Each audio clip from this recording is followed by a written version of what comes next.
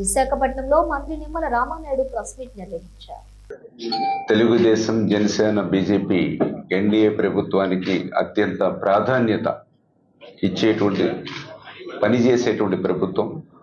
గౌరవ ముఖ్యమంత్రి నారా చంద్రబాబు నాయుడు గారు ఉత్తరాంధ్రకు సంబంధించినటువంటి ఇరిగేషన్ ప్రాజెక్టులు అంశాల వారీగా రివ్యూ చేసుకుని ఆ ప్రాజెక్టులు ప్రాధాన్యత ప్రకారంగా పూర్తి చేసుకుని ఉత్తరాంధ్ర ప్రజల రుణం తీర్చుకునేటువంటి విధంగా ఆ ఇరిగేషన్ ప్రాజెక్టుల మీద ప్రాధాన్యత ఇవ్వాలని మరి చంద్రబాబు నాయుడు గారు ఇచ్చినటువంటి ఆదేశాల ప్రకారం ఏదైతే విజయనగరం, శ్రీకాకుళం రెండు జిల్లాల్లోనూ కూడా పర్యటించి అక్కడ ఉన్నటువంటి అధికారులు, ఇరిగేషన్ డిపార్ట్మెంటు, అదేవిధంగా గౌరవ ప్రజాప్రతినిధులు అందరితోటి కూడా రివ్యూస్ తీసుకుని ఏదైతే ప్రతి ప్రాజెక్టు ఇండివిజువల్కి కూడా ఇన్స్పెక్షన్ అండ్ రివ్యూ చేసుకుని మరి ఒక నోట్ ప్రిపేర్ చేసి ముఖ్యమంత్రి గారి దృష్టిలో పెట్టి ఉత్తరాంధ్రకి ఒక ఉజ్వలమైనటువంటి భవిష్యత్తు ఉండేటువంటి విధంగా ఆ యొక్క సాగునీటి సంఘాన్ని అభివృద్ధి చేయాలనే సంకల్పంతో మరి ఈ యొక్క ప్రభుత్వం పనిచేస్తుందని చెప్పి తెలియజేసుకుంటూ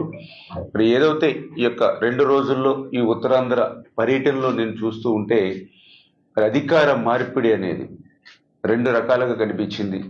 తెలుగుదేశం అధికారంలోకి వచ్చినప్పుడు అధికార మార్పిడి అనేది అభివృద్ధి వైపు పనిచేస్తే, అదే అధికార మార్పిడి వైసీపీ అధికారంలోకి వస్తే విధ్వంసం వైపు పనిచేసినటువంటి పరిస్థితి. దానికి ఉదాహరణే మన ఉత్తరాంధ్రకు సంబంధించినట్టు కానీ ఆంధ్రప్రదేశ్ రాష్ట్రంలో కానీ ఇరిగేషన్ కూడా దానికి ఉదాహరణ. ఇరిగేషన్ శాఖ ఇంత విధ్వంసానికి గురైంది అని అంటే ఆ రోజు 2014, 2019 5 సంవత్సరాల తెలుగుదేశం ప్రభుత్వ హయాంలో 7 లక్షల కోట్ల బడ్జెట్ ఆ రోజు మాకు ఉంటే అందులో 72,000 కోట్ల రూపాయలు ఇరిగేషన్కి మేము కేటాయింపులు ఇచ్చాము ఆ రోజు 5 yearsలో. మరి అదే 19-24 వైసీపీ పాలనలో బడ్జెట్ పెరిగింది. 12 లక్షల కోట్ల బడ్జెట్ వాళ్ళకి 5 yearsలో ఉంటే వాళ్ళకి ఇరిగేషన్ శాఖ ఇచ్చింది అంటే 32,000 కోట్ల రూపాయలు. 32,000 కోట్ల రూపాయలు కూడా ఖర్చు పెట్టింది ఎంత అంటే 20,000 కోట్ల రూపాయలు. అందులో కూడా మళ్ళీ వాళ్ళ సగం పనులు అవినీతికే పోయినటువంటి పరిస్థితి. అంటే ఎంత డిఫరెన్స్ ఉందో చూడండి. 7 లక్షల కోట్ల బడ్జెట్ ఉన్నప్పుడు 72,000 కోట్లు మనం పెట్టాం. 12 లక్షల కోట్ల బడ్జెట్ ఉన్నప్పుడు 32,000 కోట్ల రూపాయలు మరి పెట్టి ఏ రకంగా ఇరిగేషన్ విధ్వంసం చేశారు. మళ్ళీ ఈరోజు అధికారంలోకి వచ్చింది ప్రజాప్రభుత్వం.